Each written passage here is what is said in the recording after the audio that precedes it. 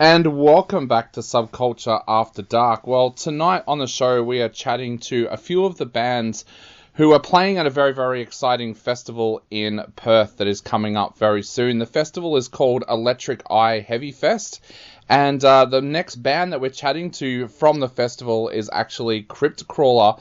So, Marco, welcome to the show. Hey Dave, thank you so much for having me. Now, Marco, it's been a little while now since we've heard some music from Crypt Crawler. Tell us a little bit about what you guys have been up to recently and how excited are you guys about being able to play at this festival? So recently Crypt Crawlers, we've recorded our third album.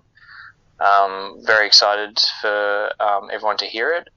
It's been mixed so far, with masters coming back very shortly to us. Following that, we'll shop the record and just see what we can, how far we can get it out there. But in terms of this festival coming up, we're very excited to be playing it. It's a great lineup: Chaos Divine, Orpheus, Omega headlining. It's going to be a really sick night. Definitely, it's going to be absolutely amazing. And how important are festivals like this to the Australian music scene? Because we've lost some of the big festivals over the years, like Soundwave and Big Day Out. So how important are festivals like this one for the Australian music scene? Well, yeah, it's very sad that we've lost like Soundwave and Big Day Out, and especially in Perth, like we don't have didn't have Knotfest coming here. We didn't have Download Festival coming here. We don't have Good Things coming here. And while this festival is on a slightly smaller scale, it's definitely really awesome to have some sort of festival here where we can showcase Australian music. And who knows, maybe JV Photo and Film will introduce some international bands one day in the future. But for now, this is just a really good showcase of Perth and the national music scene.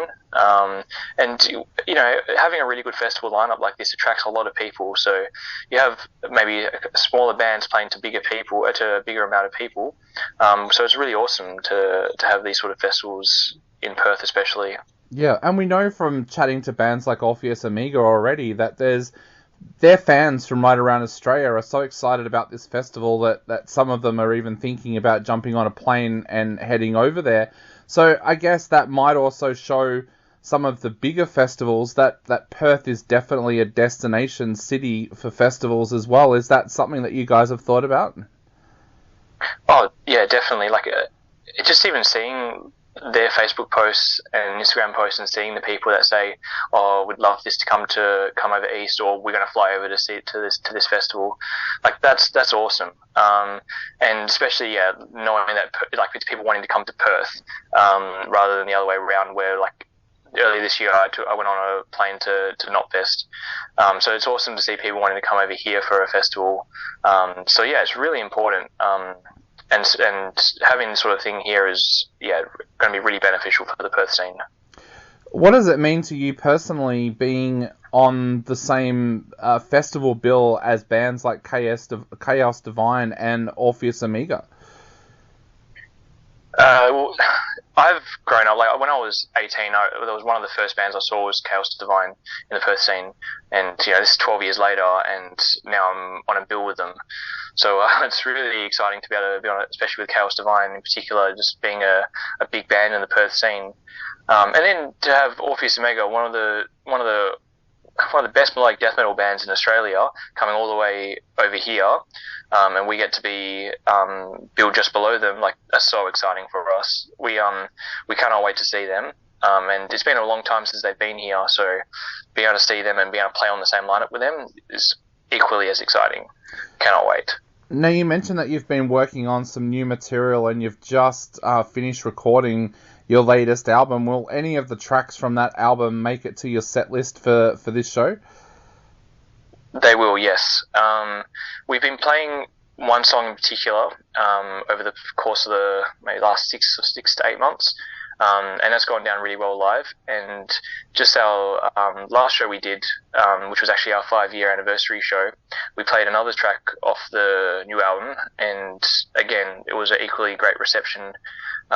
So we'll probably end up keeping that in our set. So we have probably 2 songs in the set, which are off our upcoming album, which is very exciting to be playing live. You guys are putting together a great back catalogue of music as well. Is it getting tougher these days to put together a set list? Funny you mention that. Like with a 30-minute set, like sometimes we'll go and try and put some songs together. Even the last show we did, it was a 45-minute set that we played, and we're looking through our songs and we're like, oh, we can't keep this out. We can't take this out. It's a really good song for live purposes. But then it's got to come to the point where we're like, no, don't worry.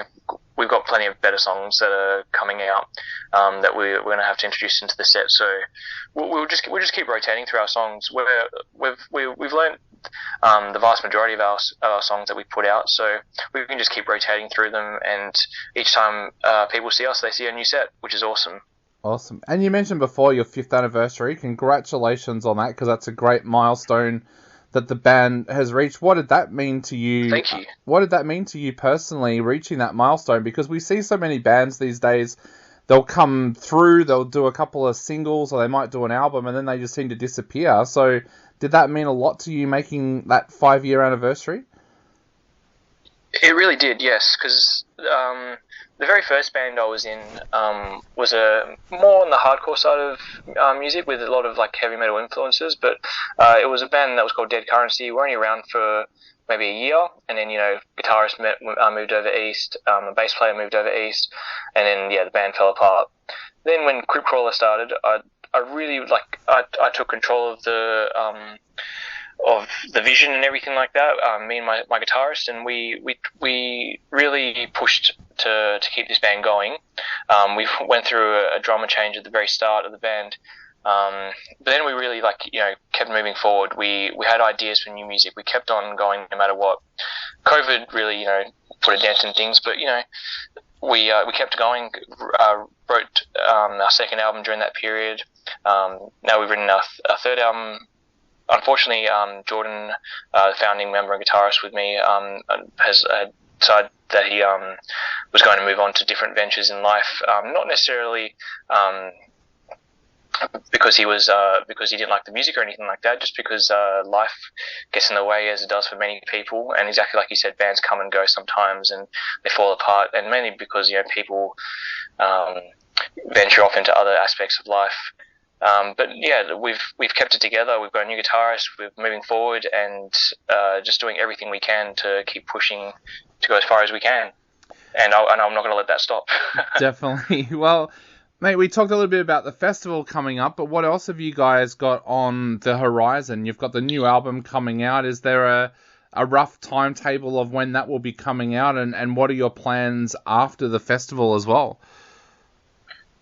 With the new album coming out, we don't want to necessarily rush the release, so we're going to do our very best to make sure that we can get it onto a good label, make sure we have the right backing behind it, and release it with the proper love that it deserves. So once that's all ready to go, we don't want to say, "Yep, album's coming out next month. Here's a single, here's another single, bang, it's out." We want to make sure that it's got the proper release schedule for it. After the album's released, we'll make sure that we do a full Australian tour, and then see exactly where we can go from there, into even markets overseas, because we are dying to bring our music far and wide. But after this festival, we do have another show in December. We can't say who it's with, but that's going to be very exciting. And then just make sure that we can focus our attention on getting this new album out, like we said, and getting the proper label support that it needs to get far and wide.